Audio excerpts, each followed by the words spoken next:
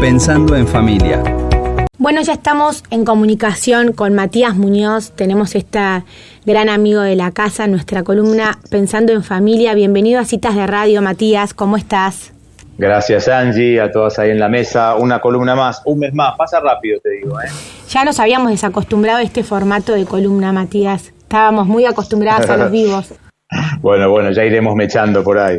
Así es. Bueno, estábamos hablando fuera del aire, pero ¿por qué no nos contás a nosotros y a la audiencia el tema elegido y propuesto para hoy? Estamos siguiendo en las últimas columnas de este año un poco la estructura del libro y en el capítulo 4 el libro empieza le contamos a la gente, por ahí se suma hoy, que estamos hablando de un libro que se pudo editar este año, que es de mi autoría, que se llama El cambio está en la mirada y que en el capítulo 4 empieza a hablar de la comunicación en la familia, de las palabras en la familia y le pusimos a esta columna el título Hablar para nutrir a los hijos.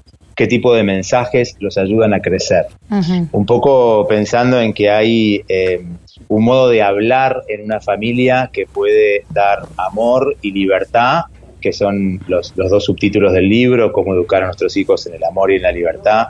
Hay palabras de los padres, incluso hay silencios de los padres que pueden dar amor y que pueden dar libertad. Uh-huh. Y hay otras palabras que damos los padres y otro modo de hablar, o otro modo de no hablar, que también es hablar, ahora veremos, que puede obstaculizar la libertad o hacer que no se note tanto el amor.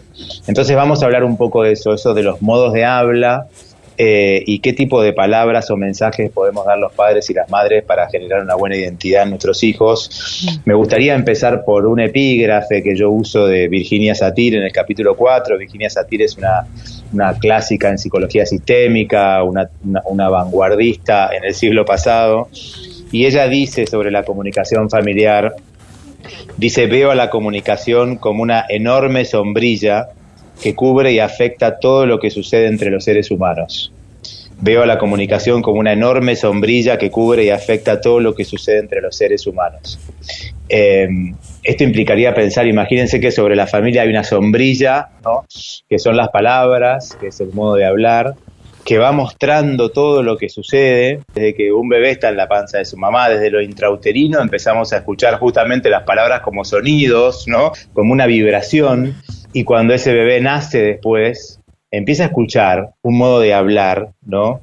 O sea, lo dicho en una familia, como mi papá habla o como mi mamá habla, cómo se hablan entre sí. ¿De qué se habla en esta familia? ¿De qué no se habla? Se habla como grito, se habla como mucho silencio, se habla como agresión, se habla como amor. Esa forma de hablar se va a transformar en un modo de vida, y ese modo de vida se va a transformar en una identidad. O sea, las palabras de los padres van a ser un modo de vivir para el hijo. Si en esta familia se habla de la sexualidad, para mí la sexualidad puede estar vinculada al amor, por ejemplo, porque en esta familia se vincula la sexualidad al amor humano, ¿no? Entonces yo crezco en una familia donde la sexualidad está vinculada al amor porque escucho a mi mamá y a mi papá hablar sobre el amor, los escucho cómo expresan el amor que tienen como pareja o cómo expresan el amor que tienen hacia otros miembros de la familia, sus hermanos, sus padres, ¿no? Entonces me empiezan a hablar sobre el amor humano, y cuando yo soy un puber y me interesa mucho la sexualidad y tengo 12, 13, 14 años, me dan mensajes donde ellos vinculan la sexualidad, por ejemplo, al amor y a un vínculo, y yo voy incorporando eso como un modo de vivir, ¿no? O sea, las palabras de los padres, los enunciados de los padres se transforman en una identidad en el hijo. Y ahí un poco pensar, en el libro yo doy algunos ejemplos de frases que podemos dar los padres que pueden dar amor y libertad, ¿no? Podemos dar algunos ejemplos ahora, pero un poco esta es la idea inicial, ¿no? Que lo que los padres digamos y cómo lo digamos se va a transformar en una identidad en el hijo después, que la va a ir haciendo propia. Entonces la primera pregunta para los oyentes sería que puedan revisar un poco cómo hablamos en casa, cómo es el estilo comunicacional que tenemos en casa, y de qué hablamos en casa y de qué no hablamos en casa, porque de lo que se habla en casa es normal en la vida, dice el hijo. De lo que habla mi papá es importante de la vida. De lo que no habla mi papá o mi mamá no debe ser tan importante en la vida o debe ser extraño, ¿no? Si en mi casa se habla del enojo y se da derecho a estar enojado a veces y se usa el enojo para poner un límite o se usa el enojo para decir esto no me gusta y me dan permiso para que yo use mi enojo para decir así no me gusta, es una casa donde entonces se muestra que el enojo forma parte de la vida, ¿no? Si en esta casa no se puede enojar nadie, está prohibido enojarse, está mal visto el enojo, no como violencia, sino el enojo como una manifestación humana, como cualquier emoción. El enojo debe ser extraño, entonces enojarse está mal. Entonces soy un hijo después que no me puedo enojar cuando me maltratan y no puedo poner ningún límite porque en mi casa no me han educado para eso, ¿no? Entonces los invito a los oyentes a que se pregunten cómo hablan, de qué no hablan, y heredamos modos de hablar, ¿no? Eso de lo que hablamos o de lo que no hablamos también tiene mucho que ver con nuestra historia personal, y yo también hablo un poco en la página 72 del libro, los que tengan el libro en mano, de si quieren se los leo, pero esto algo así como, ¿quién me habló a mí como yo te hablo a vos, no? Que los padres y las madres podamos hacernos esta pregunta, ¿quién me habló a mí como yo te hablo a vos? Y leo un poquito del libro, estoy en la página 72, donde yo abro algunas preguntas, ¿no? ¿Quién me enseñó con su ejemplo que hablar implicaba gritar o callar, imponer o aceptar sumisamente, mirar a los ojos o evitar la mirada, culpabilizar o victimizarme, exigir o indultar, preguntar o indicar, argumentar o expresar sentimientos, ironizar o empatizar, validar o señalar defectos, compadecer o reprochar, mentir o decir la verdad? ¿Quién me enseñó cuáles son los temas de los que se puede hablar y sobre cuáles está prohibido o mal visto hacerlo? ¿A quién le estoy plagiando el libreto con el que vivió su vida? ¿A quién le estoy plagiando el libreto con el que vivió su vida, no? Si yo tuve un papá que habló de la verdad, probablemente a mí me sea fácil hablar de la verdad. Si tuve una mamá que hizo mucho silencio y calló muchas cosas, quizás yo sea un padre o una madre que haga silencios y calle cosas, ¿no? O sea, tenemos que revisar el estilo comunicacional que recibimos, porque eso lo volvemos a poner con los hijos, para tomar lo que me guste y para transformar lo que no me guste tanto, ¿no? Pero a veces hablamos como nos hablaron, y ahora después, si quieren, podemos ver algunos ejemplos de frases que podemos dar los padres que pueden dar libertad o la pueden obstaculizar. Uh-huh. No sé si hasta acá quieren hacerme alguna pregunta o que charlemos un poquito. Sí, a mí se me ocurría una pregunta mientras te escuchaba, que es si ese modo aprendido o heredado que tenemos es algo que se puede, digamos, cambiar o... Uh-huh. O sea, uno ya de adulto se da cuenta en esta invitación que nos haces a ver un poco cuál es nuestro modo comunicacional y, bueno, quizás reparasen que hay un modo comunicacional que no es funcional a esta propuesta, ¿no? De hablar desde la libertad y el amor. Uh-huh. ¿Cómo hace un adulto para cambiar ese modo comunicacional heredado, si es posible? Supongamos que yo quisiera decirle a mi hijo o a mi hija: yo te quiero exactamente como sos, ¿no? Y les pido a los oyentes que 2 minutitos cierren los ojos y se imaginen que le dicen a su hija o a su hijo: yo te quiero exactamente como sos. Yo, así como sos, para mí está ok, y te quiero como sos, y te acepto como sos. Y fíjense cómo se siente decirle eso a un hijo, y cómo se puede sentir un hijo si escucha de su madre o de su padre: con lo que vos sos, a mí me alcanza, yo te quiero como sos. Si yo quiero dar ese mensaje, que es uno de los mensajes que yo creo que da más libertad y da más amor propio a un hijo, que valga para el padre y para la madre, y siento que no lo recibí tanto de mi historia, porque siento que me pidieron demasiado, que no me sentí tan aceptado por mi padre o por mi madre, que siempre me faltaba un poquito para que me quieran, tenía que seguir haciendo cosas para que me quieran. ¿Cómo hago, en esto de la pregunta de Angie, para poder decir lo que no me dijeron, ¿no? O lo que siento que no me dijeron? Primero tengo que tomar conciencia de que yo me quedé con las ganas, de que esa es mi sombra, ¿no? De que a mí me costó no tener eso, y algunos autores que yo sigo están sintiendo mucho, ¿no? Esto, están diciendo mucho esto de mirar con amor la sombra, ¿no? Miremos con amor la historia, miremos con amor que a mí me faltó eso, y ahora eso me va a dar el derecho a poder hacerlo con mi hijo y sentirme libre de poder decirle lo que a mí me costó porque no lo escuché tanto, ¿no? Entonces, primero es reconocer que a mí me faltó, que me quedé con las ganas, de hacer un esfuerzo ahora para que me salga como me salga, yo lo puedo decir, ¿no? Yo le puedo decir a mi hija o a mi hijo, te quiero como sos muy talentoso. Imagínense que le dicen a su hija, tenés un montón de talentos, tenés muchos recursos, ojalá puedas hacer algo en tu vida con eso, ojalá puedas hacer algo en tu vida con ese recurso que tenés para la música, o para las letras, o para las matemáticas, o para las relaciones con las personas, con la empatía que tenés, ojalá puedas hacer algo en tu vida con eso. Es una expectativa de un padre, pero sobre los recursos del hijo, no solo sobre la expectativa parental. O imagínense que le dicen a su hija, te dejo libre para ser quien sos. Te dejo libre para ser quien sos. Sos libre de ser quien sos, ¿no? Estos son mensajes que dan libertad, que dan amor, que tienen que ser mensajes sentidos, que tienen que ser mensajes, si quieren hablamos de la concordancia, coherentes, pero si es un mensaje real y es un mensaje espontáneo y sincero, eso a la hija le da libertad, ¿no? Me está diciendo mi madre o mi padre que yo puedo ser libre para ser quien yo soy. Eso me da un derecho a libertad, me hace sentir digno, pero bueno, si yo no recibí ese mensaje o me quedé con las ganas, necesito hacer un trabajo de transformación y de poder poner eso en juego con mis hijos, que quizás yo no lo escuché tanto como para mí, ¿no? Me hubiera gustado escucharlo más para mí y ahora lo hago con un hijo, ¿no? Matías, ahí venía mi próxima pregunta. ¿Qué tal? Soy Elisa, me presento. Hola, Elisa. Relacionado con lo que preguntaba Angie, que me parece que muchas veces como que uno termina trabajando las cosas propias del adulto que se tiene que querer tal cual es hoy, para poder decírselo a su hijo con coherencia, para que el hijo perciba que no es una frase sacada de la página 72 de tu libro, ¿no? Claro.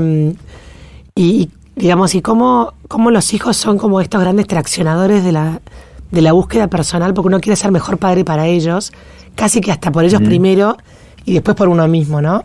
Y es como que se te invierte la relación, tratando de decir, bueno, con tal de que mi hijo logre esta autoestima o esa felicidad o esa seguridad de que lo quiero tanto, ¿qué tengo que hacer para poder ponerlo en ese lugar? Y ahí viene como el cambio personal para poder justamente ser el padre que ese hijo se merece, ¿no? Claro, y es un cambio personal, es una enorme oportunidad que además, para complicarlo un poquito más, está el estilo comunicacional del hijo también. O sea, la pregunta que sigue acá también es, ¿cómo habla mi hijo? ¿Cómo habla él? O cómo habla ella, ¿no? ¿Cómo es su modo de hablar? Que eso también me pone a mí en un desafío, porque por ahí tenemos un hijo más silencioso, o tenemos una hija muy gritona, y ese es su modo de hablar por ahora, porque tiene 11, 12 años. Entonces, además de que tengo que transformar lo propio, también tengo que ver cómo escucho los mensajes que da mi hijo, que por ahora solo lo hace un poco a los gritos, o metiéndose para adentro en su cuarto y aislándose. Entonces también tengo que ver ahí eso de qué necesita mi hijo de mí y cómo escucho yo sus mensajes, porque también él tiene una forma particular de hablar, ¿no? Entonces, esta concordancia que yo le decía, yo hablo en el libro de 3 congruencias, ¿no? Como que tratemos de que las palabras y los mensajes que damos los padres tenga 3 congruencias, 3 concordancias, 3 coherencias. Una primera congruencia es esta que vos me preguntabas recién, Elisa, de una congruencia conmigo, que yo hable como vivo, o sea, que lo que yo diga tenga que ver con mi forma de vivir. Si yo te pido que valores a tus amigos y los quieras, yo tengo que valorar a mis amigos y quererlos, y que vos lo veas, ¿no? O sea, que el mensaje que yo te dé sea congruente conmigo. La segunda congruencia es con el hijo, que lo que yo diga esté adaptado al hijo. Por ahí hay un hijo hiperresponsable, súper exigente, que todo el tiempo está él exigiéndose a sí mismo, y mis mensajes van a tener que ser mensajes de aflojarlo un poco, de darle flexibilidad, de darle libertad, de que se permita equivocarse. O sea, una congruencia también con la identidad del hijo. Y la tercera congruencia es entre la pareja de padres, ¿no? Que los que estamos educando hijos de a dos, estemos o no juntos como parejas, tratemos de dar algunos mensajes unívocos, congruentes, nos tratemos de poner de acuerdo.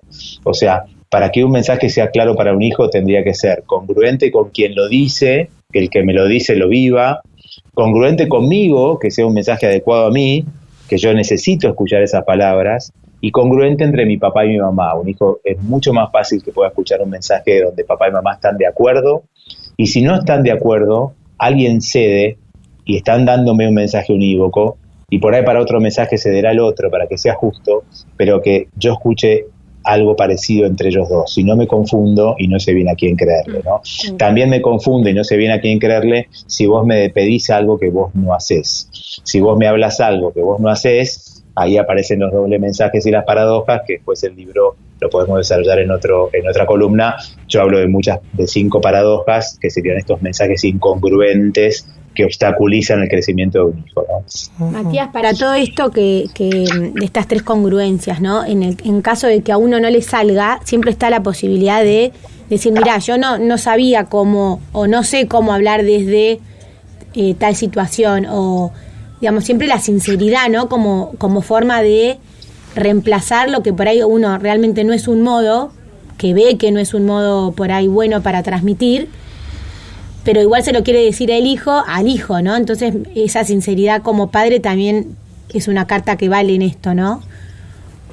Ahí está la congruencia, ¿no? Si yo quiero que mi hijo pueda equivocarse o asuma los errores o claro, desdramatice los errores, por ahí yo le puedo decir, mirá, me cuesta decirte esto, no sé bien cómo decirte lo que te quiero decir ahora, me cuesta un poco cómo te lo vas a tomar, claro. A mí me verás un poco nervioso, ¿no? Me estás viendo que tartamudeo un poco o estoy un poco rojo porque no sé cómo decirte, me da vergüenza, pero hablemos de esto, ¿no? Como aunque nos cueste, hablemos de esto, ¿no? Y eso al hijo también le da mucha libertad, ver un papá o una mamá que directamente dicen y metacomunican diciendo, mirá, no, me está costando esta conversación, pero quiero que la tengamos, ¿no?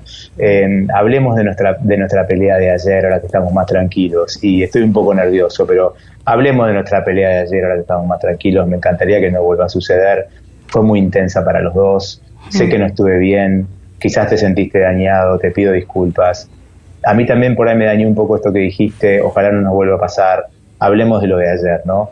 Y puede ser una conversación incómoda, pero que puede ser muy sanadora, ¿no? Buenísimo, Matías. Bueno, yo quisiera cerrar, si quieren, estamos, sí, ¿no? Pero sí.